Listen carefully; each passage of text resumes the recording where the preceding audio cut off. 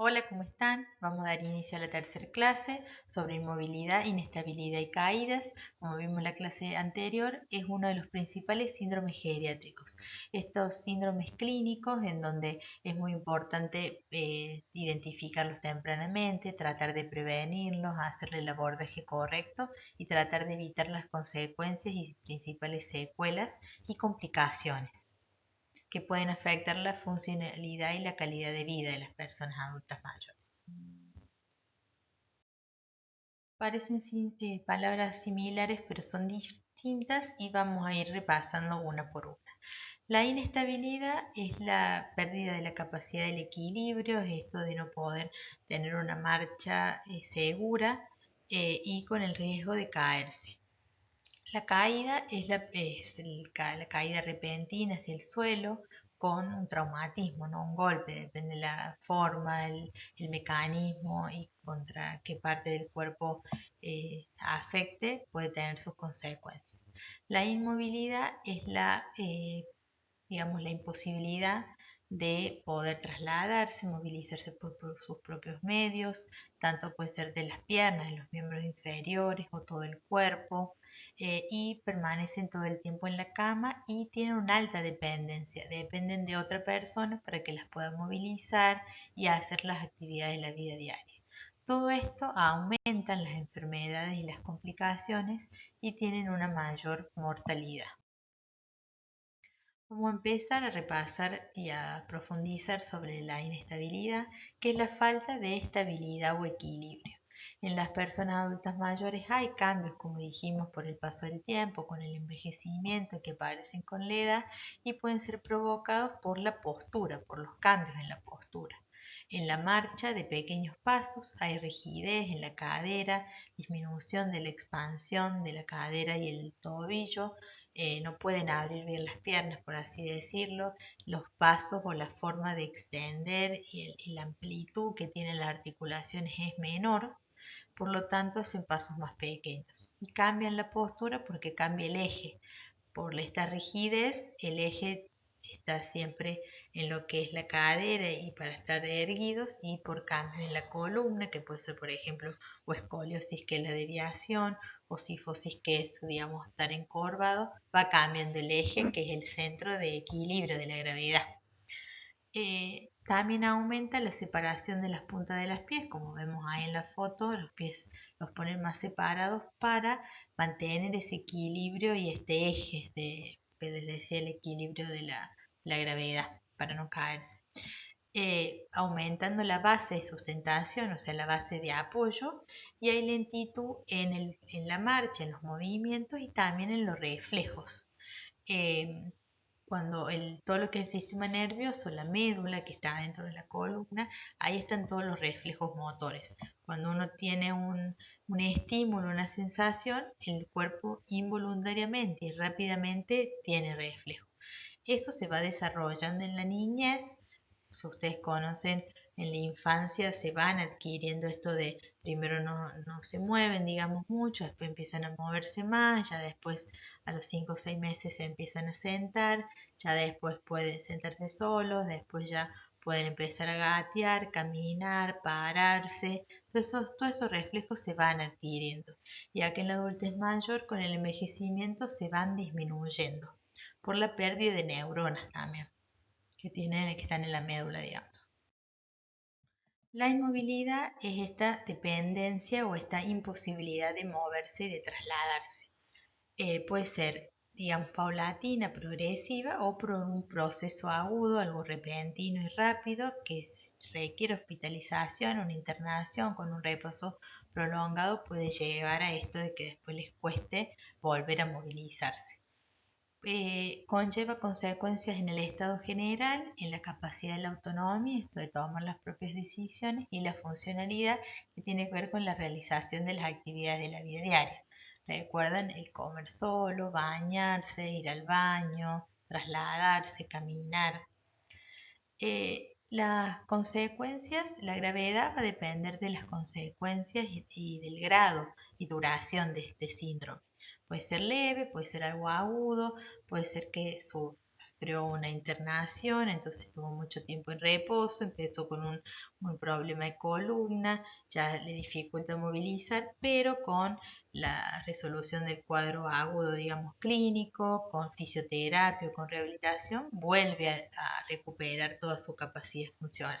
O puede ser que sea algo más grave, por ejemplo, una fractura de cadera que no lo puedan operar, quede más tiempo de reposo o lleve más tiempo de movilización y se suman a algunas otras problemáticas, y ahí va a ser más grave. Entonces, todo eso depende de la persona, dijimos, de la complejidad de la persona, su familia, la comunidad, de los problemas preexistentes, de los nuevos.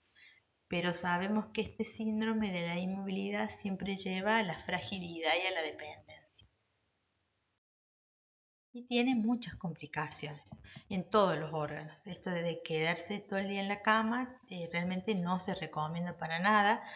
Si la persona por ahí puede ser electiva que no quiere levantarse o que la persona no pueda, digamos, por problemas de salud. Pero en ambos casos trae complicaciones, que son cardiovasculares, como hablamos antes, la hipotensión, se baja la presión arterial, cada vez hay menos estado físico, disminución de la tolerancia al ejercicio con falta de aire, se disminuye la capacidad para respirar, aumenta la cantidad de moco, de flema y se disminuye la tos. Eso hace que más se estacionen y dificulten sacar las secreciones bronquiales y ese moco, esa flema que no puede salir, se infecta, lleva infecciones respiratorias. Con respecto al osteomuscular, cuando el músculo no se usa ya sabemos que había sarcopenia. Si no se usa, más debilidad muscular, el músculo al no estirarse y relajarse se contractura, se pone duro, se pone rígido, puede haber posturas no saludables con dolores y se sabe que aumentan las osteoporosis y el riesgo de fractura. Con respecto al sistema nervioso, la falta de estímulo, tanto del día y la noche, como de los ruidos, como de la exposición al medio ambiente, o también a personas, digamos, que hablen o que, digamos, interactúen, da un mayor deterioro cognitivo, mucho más rápido, hay más pérdida de la alteración del equilibrio, menos fuerza, entonces menos coordinación, con riesgo o miedo a las caídas, y también afecta la motivación, da mayor tasa de depresión y trastornos en la atención. Con respecto a lo digestivo, si uno no se mueve, no va a necesitar energía, que piense el cerebro, no me hace falta. Entonces hay menos apetito.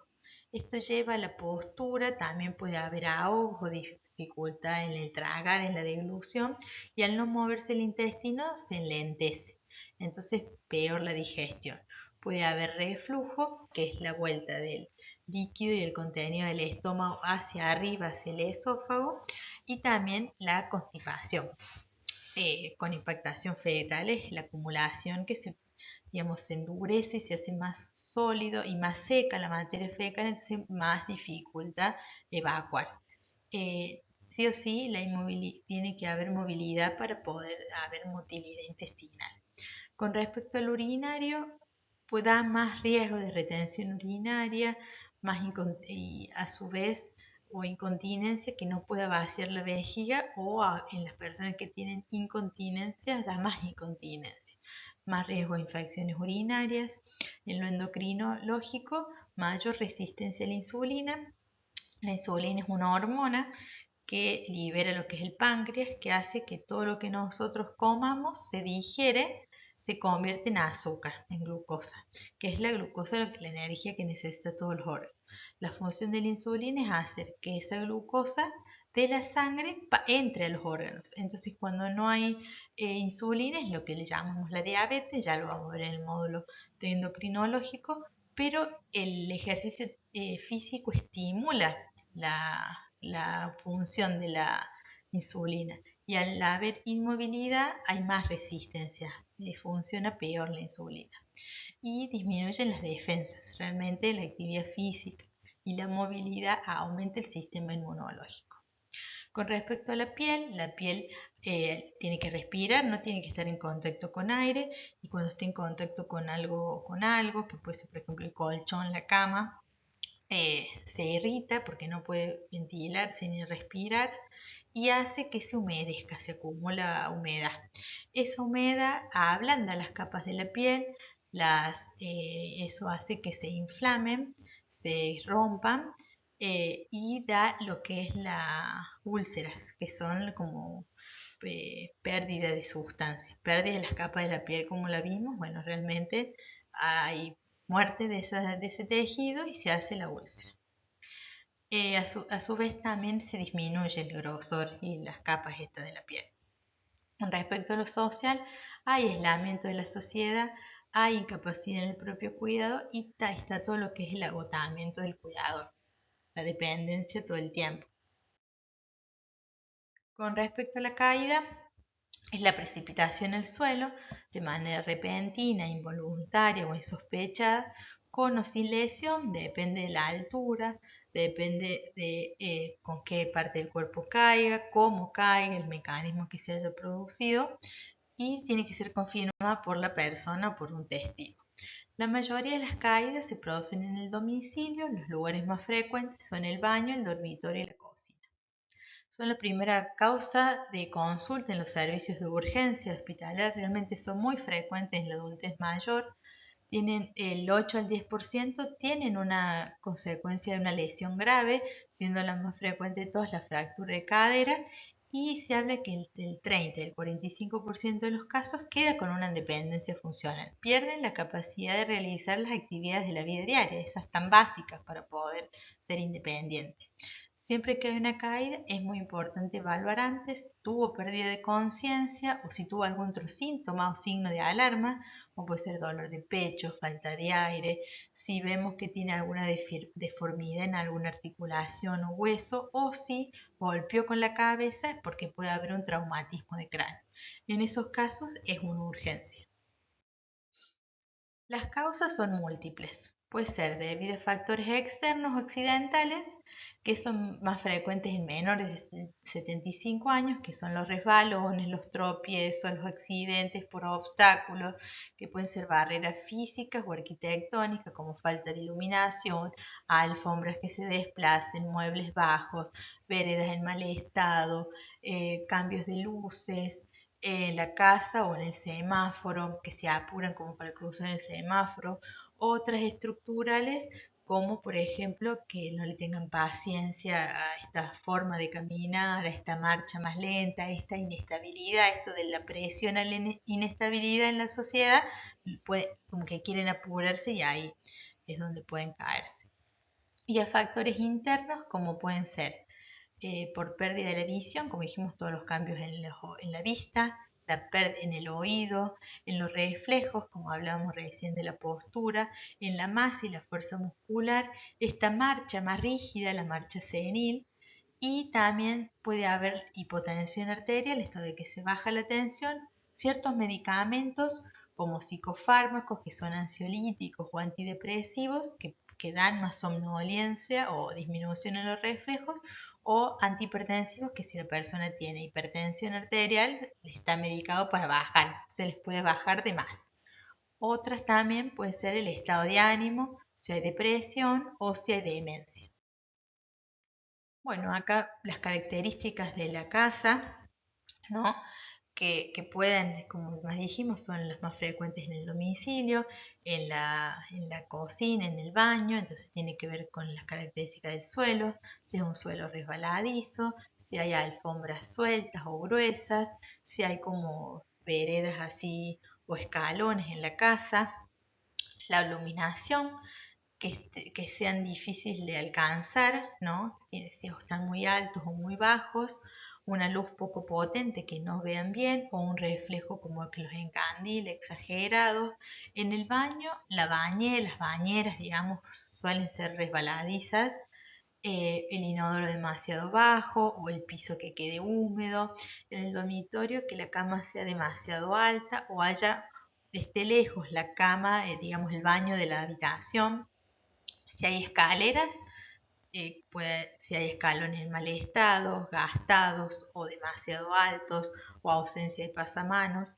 Y otros pueden ser las sillas que sean inestables o sin apoyabrazos, estantes demasiado altos o bajos que no estén preparados para esa persona y para los cambios esperados hacia esa persona, o obstáculos en el camino, muebles mal ubicados o cambiarle los muebles o las mascotas, que es muy frecuente.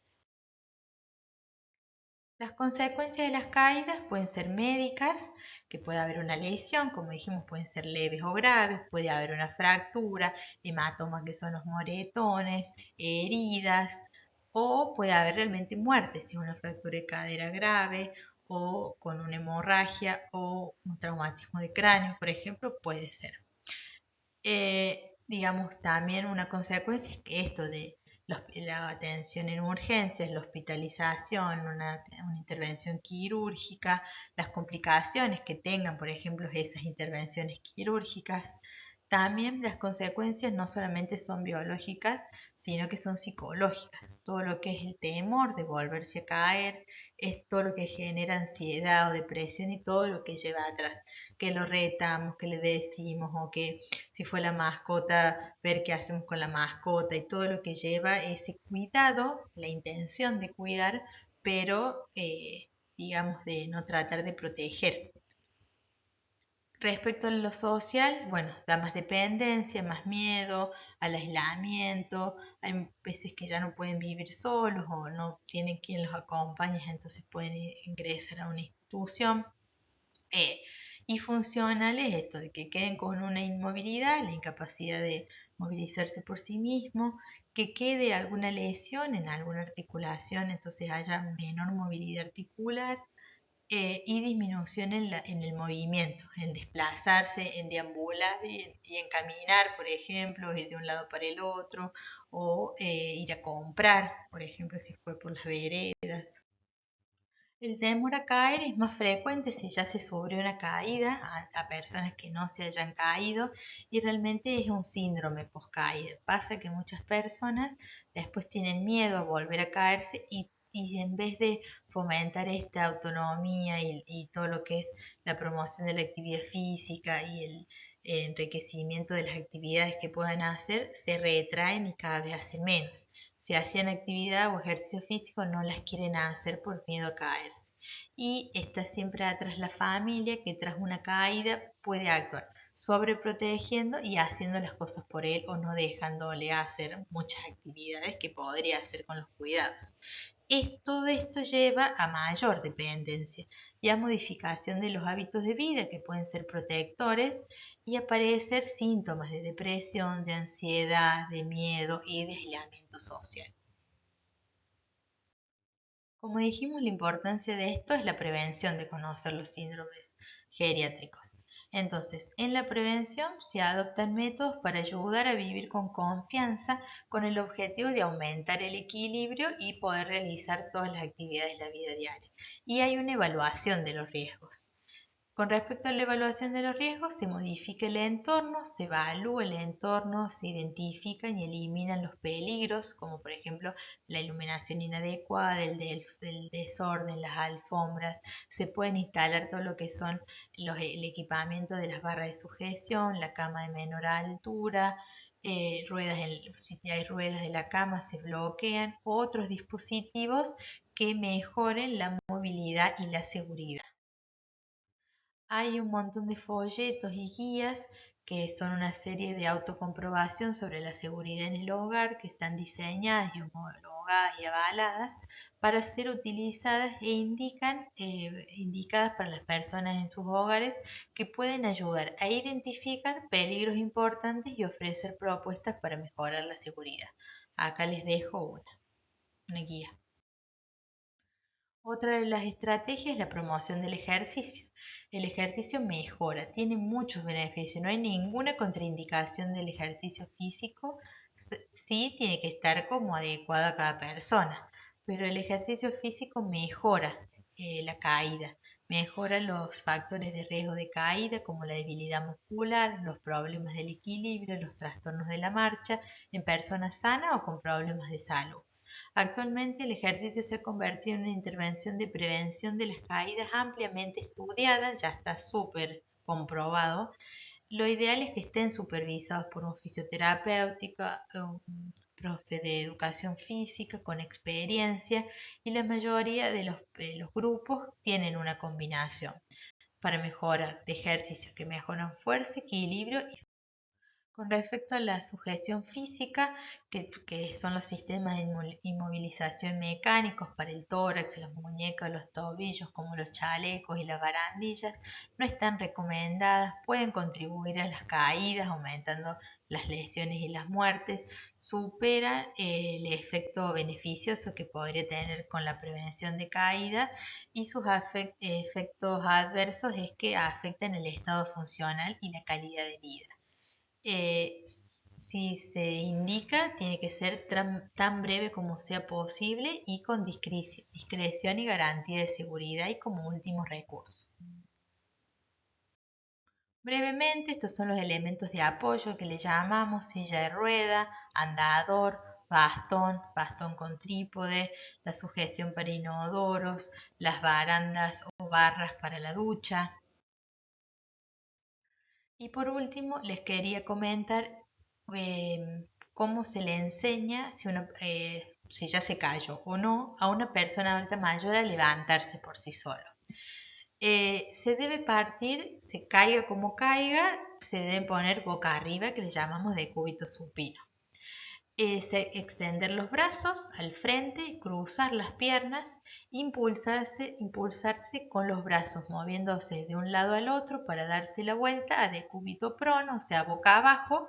Se colocarán en cuatro patas y van en cuatro patas hasta un objeto sólido, que puede ser la silla, la cama o el sofá, y con este apoyo se coloca un pie en el suelo, manteniendo la pierna contraria sobre el mismo, y así se ayudará el impulso para levantarse. Para finalizar, la actividad es un video con consignas para una reflexión final, em, que miran o observan cuando ven a una persona adulta mayor, qué características tiene, cómo es la vestimenta, los objetos personales, cómo camina, cómo se levanta de la cama, su actitud, su ánimo, qué actividad realiza, qué tipo de actividad física realiza, con qué frecuencia y cómo, y cuál es su meta o objetivo.